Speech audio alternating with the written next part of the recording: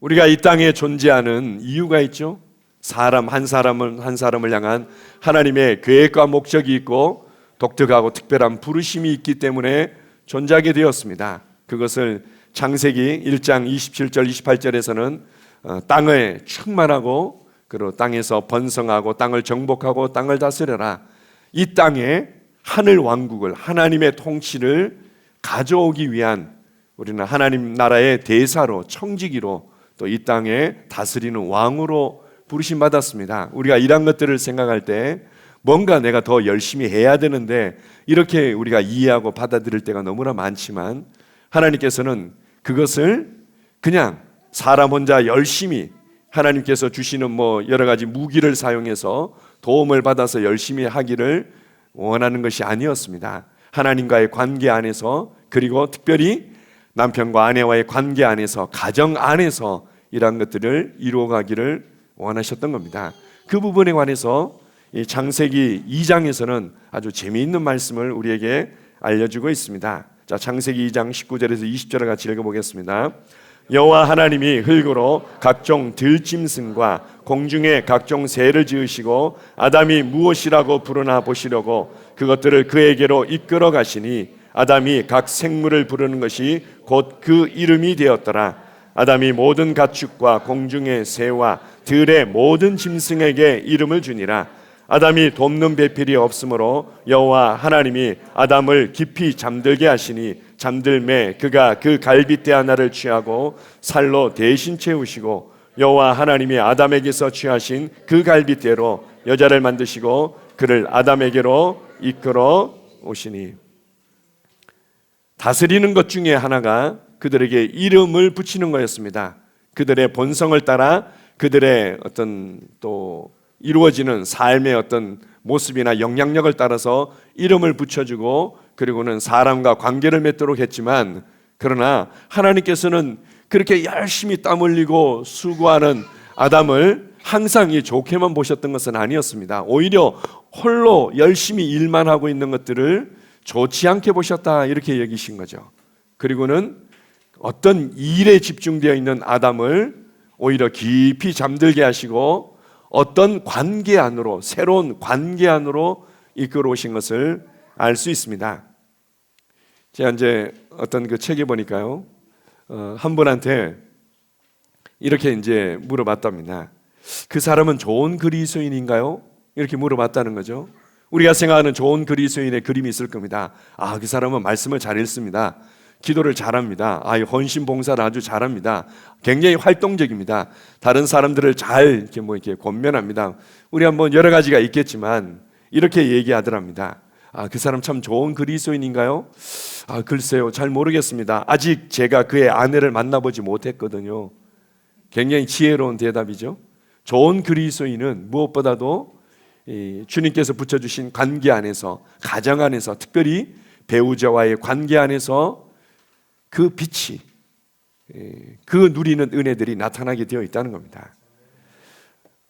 특별히 주님께서는 결혼과 가정을 통해서 어떤 일을 이루고 우리가 원하는 어떤 여러 가지 어떤 활동과 열매를 얻기 이전에 우리를 관계 안으로 이끄셨다는 것들을 잘 보여줍니다. 그 관계 안에서만이 하나님 아버지의 마음을 제대로 알 수 있고 그분의 사랑의 높이와 깊이와 넓이와 길이를 깨달아 알 수 있기 때문이죠.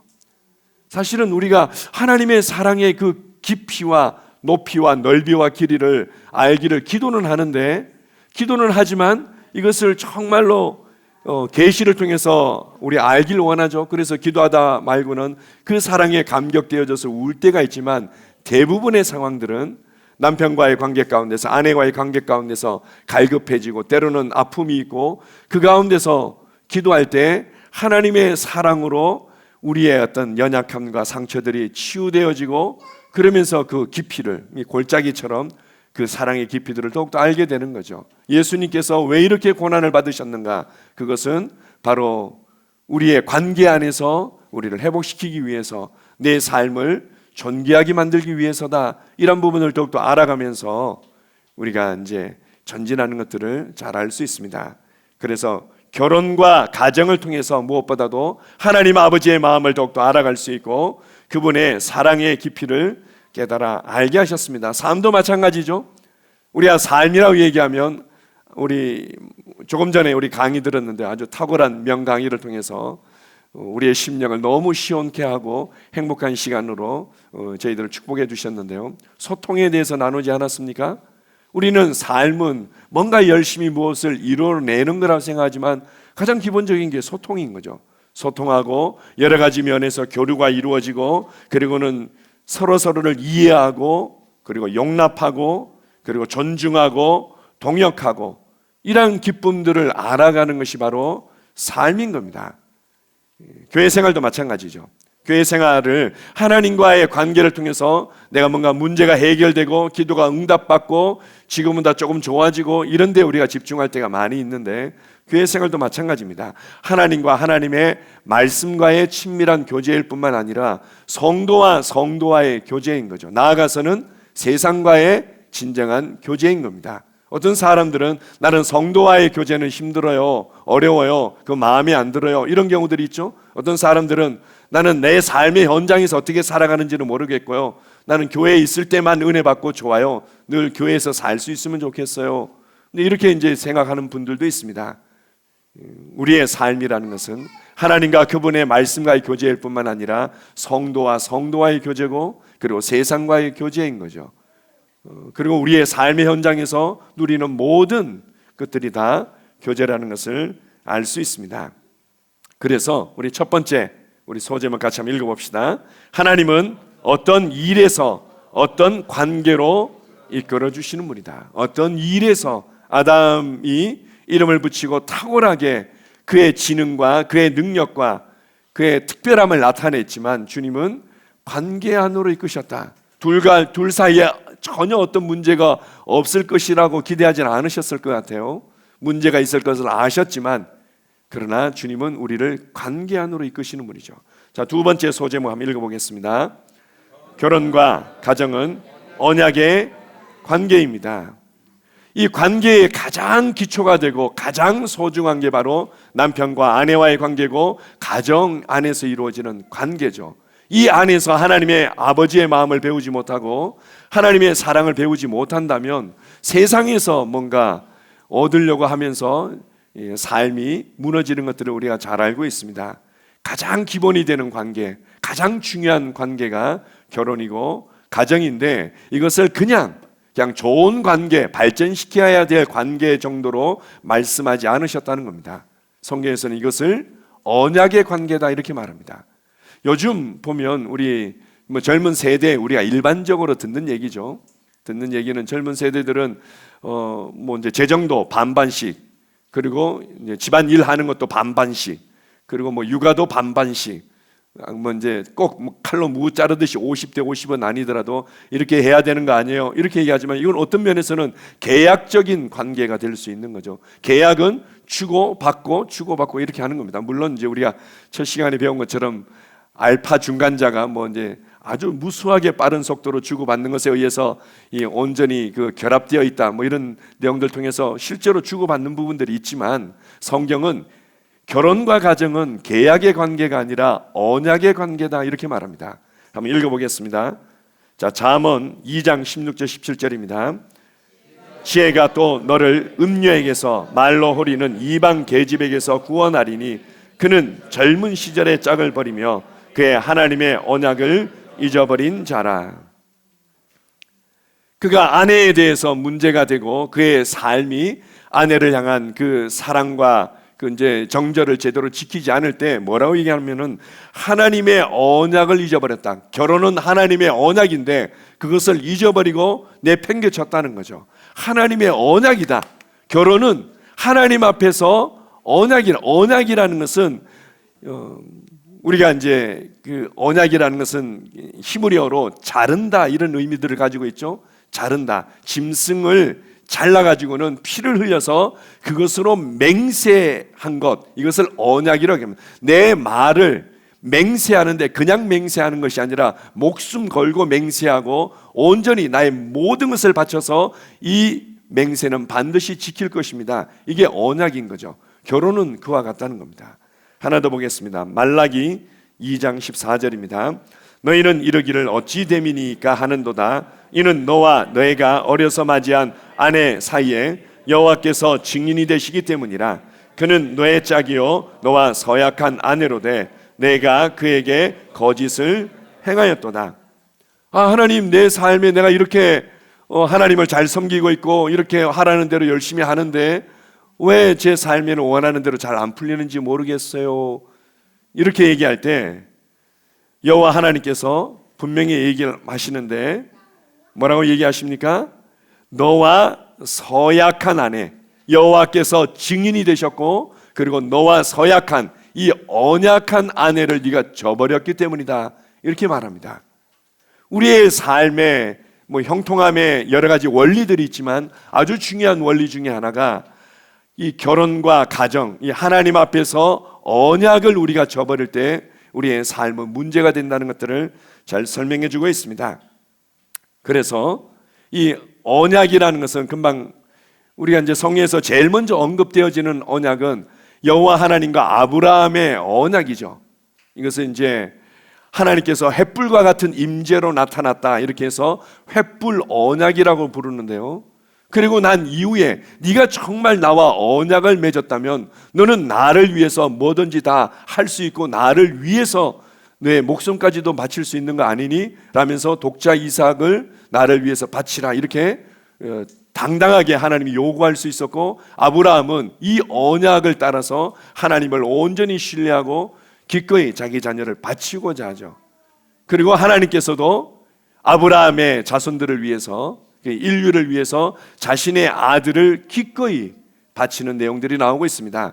여러 가지 면에서 설명할 수 있지만 이것은 아브라함과 하나님이 맺은 언약에 의해서 이루어진 모습이라고 설명할 수 있습니다.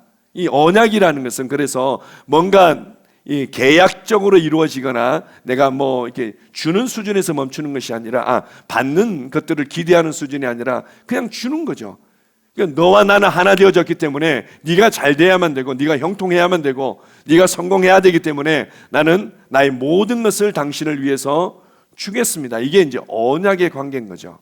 많은 사람들이 여전히 결혼 생활을 통해서 상처받고 어려워지는 부분들은 하나님의 말씀을 따라 지혜롭게 행하지 않기 때문이지만 그 중에 하나가 이 계약적인 관계로 이해하기 때문이죠. 내가 이렇게까지 하는데 너는 왜 인간이 그 모양이냐? 이렇게 접근하면은 문제가 되는 거겠죠. 우리가 지금 이제 부부학교를 통해서 아주 노련하고 지혜로운 이 관계의 방식, 삶의 방식들을 배울 뿐만 아니라 하나님 앞에서 우리의 중심을, 그리고 우리의 관점을 좀 더 바르게 하는 부분들도 우리가 함께 가져야 될 것입니다. 자, 창세기 2장 18절 24절입니다. 여호와 하나님이 이르시되 사람이 혼자 사는 것이 좋지 아니하니 내가 그를 위하여 돕는 배필을 지으리라 하시니라. 이러므로 남자가 부모를 떠나 그의 아내와 합하여 둘이 한 몸을 이룰지니라. 우리가 돕는 배필이 어떤 의미인지에 대해서 너무 잘 배웠습니다. 그렇죠? 아까 뭐라고요? 도우려면 똘똘이가 띨띨이를 도울 수 있습니까? 띨띨이가 똘똘이를 도울 수 있습니까? 똘똘이가 띨띨이를 도울 수 있는 거죠. 그래서 우리 여자들이 남자를 돕도록 지원받았다는 것은 똘똘이기 때문에 남자들이 좀 띨띨한 부족한 부분들이 있기 때문에 똘똘이가 띨띨이를 돕도록 하셨다는 거죠. 너무 아주 명쾌하게 설명을 잘해 주셔서 돕는다는 게 어떤 의미인지 우리가 이제 잘 배웠는데요. 어쨌든 서로를 돕도록 지으심 받았다. 밑에 우리 땡땡 한번 읽어보겠습니다. 시작. 언약은 무엇을 얻기 위한 관계가 아니라 기꺼이 생명까지도 주는 관계입니다. 위로와 격려를 주고 필요를 채워주고 안정감을 주고 배우자의 부르심을 이루도록 도와주십시오. 제가 우리 그 한 가정에 우리 아내 성도님께 그런 말씀을 드렸습니다. 참 먼저 예수님을 믿었고 먼저 이 복음 안에서 이렇게 잘 성장하고 있기 때문에 오히려 좀 기대가 더 많이 큰 거죠. 먼저 주님을 알았고 먼저 성장하고 있기 때문에 먼저 이렇게 하십시오. 먼저 이렇게 또 이제 지혜롭게 하시면 됩니다. 이렇게 얘기하지만 이제 아내 입장에서는 이제 좀 답답한 부분도 있는 거죠. 그런 면에서 제가 이렇게 격려해 드렸습니다.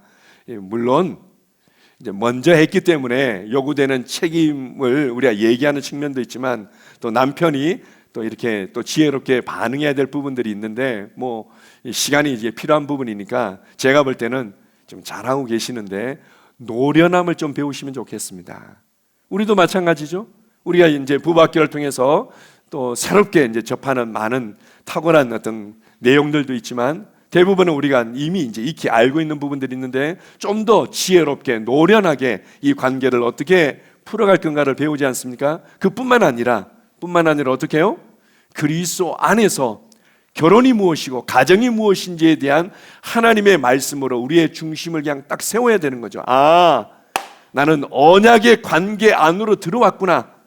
그냥 하나님께서도 마음껏 하실 수 있는데 우리와의 언약의 관계 안으로 들어와서 하나님 스스로를 제한하시고 이 언약의 관계 안에서 우리를 사랑하시고 우리를 이끌어 주셨듯이 마찬가지입니다. 하나님의 사랑을 알고 또 우리가 이렇게 성장하도록 하기 위해서 우리를 이 언약의 관계 안으로 그냥 집어넣으셔서 어떤 면에서는 영광로와 같은 관계 안으로 집어넣으셔서 그래서 아, 언약은 어떻게 해요?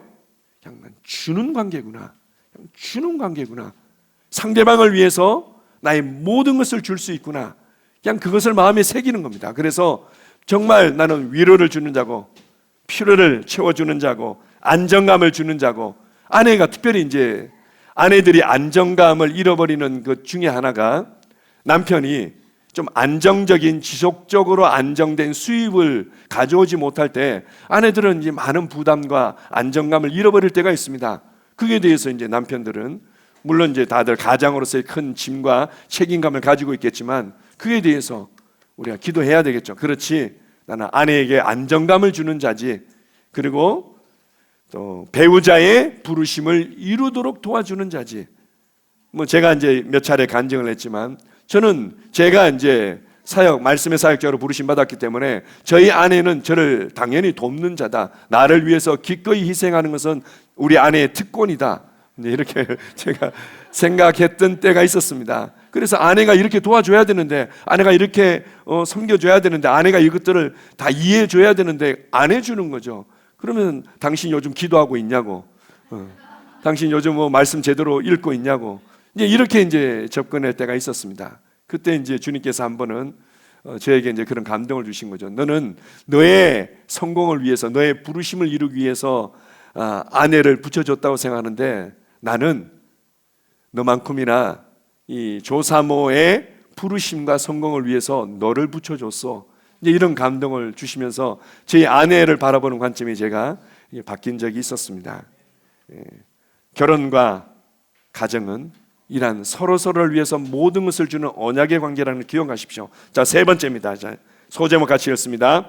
결혼과 가정의 큰 비밀, 그리스도와 교회를 알고 사랑합니다. 에베소서 5장 31절에 33절입니다. 그러므로 사람이 부모를 떠나 그의 아내와 합하여 그 둘이 한 육체가 될지니 이 비밀이 크도다. 나는 그리스도와 교회에 대하여 말하노라. 그러나 너희도 각각 자기의 아내 사랑하기를 자신같이 하고 아내도 자기 남편을 존경하라. 결혼에 관해서 남편과 아내의 이 관계라는 것은 그냥 우리가 볼 때 필요한 관계, 뭐 좋은 관계, 발전시켜야 될 관계 이 정도가 아니라는 겁니다. 이건 비밀이다. 남편과 아내의 이 결혼과 가정은 비밀인데 그냥 비밀이 아니라 아주 큰 비밀이라는 거죠. 아주 큰 비밀이다. 이 결혼과 가정은 큰 비밀인데 어떤 비밀인가 하면 그리스도와 교회와의 관계를 보여주는 비밀이라는 겁니다. 그리스도와 교회를 제대로 알고 이해하고 누리도록, 무슨 말인가 하면 결혼과 가정은 아무리 중요하고 소중하더라도 기껏해야 50년, 60년, 70년입니다. 그러나 그리스도와 교회는 천년, 만년 영원한 거죠. 이 영원한 우리 가운데 가장 필요하고 가장 중요한, 이게 알 수가 없는 거죠. 그리스도와 교회의 관계가 어떻게 신랑과 신부와의 관계인지, 머리와 몸의 관계인지, 이게 어떻게 모퉁이 돌과 이 나머지 살아있는 생명의 돌들과의 이 하나님의 집으로 건축되어진 이 하나님의 집으로서의 관계인지, 하나님의 이 군대로서의 이 군대 대장 되시는 예수 그리스도와의 이 군대와의 관계인지 이건 비밀인 겁니다. 그것도 너무 큰 비밀이죠. 그것을 이루기 위해서 어떻게 예수님께서 기꺼이 생명을 버리셨을 뿐만 아니라 우리는 예수님께서 생명을 버리신 것에 대해서 집중할 때가 있는데 그것뿐만 아니라 예수님께서 생명을 버리셔서 값을 지불하셨을 뿐만 아니라 아예 그분이 나의 생명이 되시고 나의 의가 되시고 나의 지혜가 되시고 나의 거룩이 되시고 나의 모든 것이 되신 겁니다. 얼마나 큰 비밀입니까? 이것을 알 수가 없는 거예요. 그래서 이 땅에서 그리스도와 이 교회의 영원한 신비, 우리의 삶 가운데서 가장 중요하고 가장 놀라운 신비를 깨달아 알도록 하기 위해서 결혼과 가정을 주셨다는 거죠.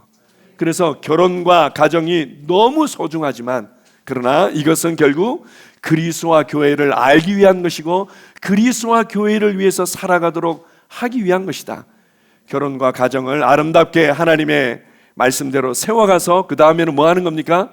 우리끼리 잘 먹고 잘 살고 또 니네들 가정도 내가 좀 도와줄 테니까 또 화목하게 잘 먹고 잘 살고 니네 가정도 도와줄 테니까 화목하게 잘 먹고 잘 살고 이게 아니라는 거죠. 결국은 그리스도와 교회를 세우기 위해서 결혼과 가정 가운데 주님께서 놀랍게 역사하고 있는 겁니다. 창세기 19장 19절입니다. 자, 시작. 내가 그로 그 자식과 건석에게 명하여 여호와의 도를 지켜 의와 공도를 행하게 하려고 그를 택하였나니 이는 나 여호와가 아브라함에게 대하여 말한 일을 이루려 함이니라. 아브라함을 선택한 이유가 있다. 그것은 아브라함의 자손들에게 하나님을 경외하고 하나님의 말씀을 사랑하고 말씀대로 그렇게 삶을 살아내도록 잘 가르치고 그들을 잘 이끌기 위해서 아브라함을 선택했다는 거죠. 그래서 이스마엘을 선택할 수가 없었던 겁니다. 왜냐하면 하갈이 이스마엘을 그렇게 가르칠 수가 없었던 거죠. 오직 사라만이, 사라가 나이가 들었는데 왜 꼭 굳이 사라를 통해서만이, 이스마엘도 아브라함이 씨라면 씨라고 할 수 있는데 왜 사라를 통해서 태어난 이삭만이 바로 그 의인의 계보를 유지할 수 있었냐면 사라만이 하나님을 경외하는 것들을 기꺼이 하나님과 하나님의 언약을 위해서 자신의 모든 것들을 희생할 수 있다는 것들을 가르칠 수 있었기 때문인 거죠. 마찬가지로 하나님과 그분의 말씀을 사랑하는 삶, 그리고 교회와 그 부르심을 살아가는 삶을 가정에서 배우는 겁니다. 결혼과 가정이 회복되어져서 뭘 하는 겁니까? 하나님과 그분의 말씀을 사랑하는 삶을 자녀들에게 또 이렇게 흘려보내고 삶의 방식으로 그들을 세우고 그리고 교회와 그 교회의 부르심을, 그리스도와 교회와의 관계들을 알도록 하고 그 교회와 교회의 부르심을 사랑하고 그것을 위해서 살아가도록 자녀들을 가르치고 이끌어주는 겁니다. 그래서 우리가 예전에 국어처럼 외치진 않지만 저희가 이제 자주 고백했던 게 가정을 교회로, 자녀를 제자로 뭘 하기 위해서요? 궁극적으로 그리스도의 몸을 세우기 위해서.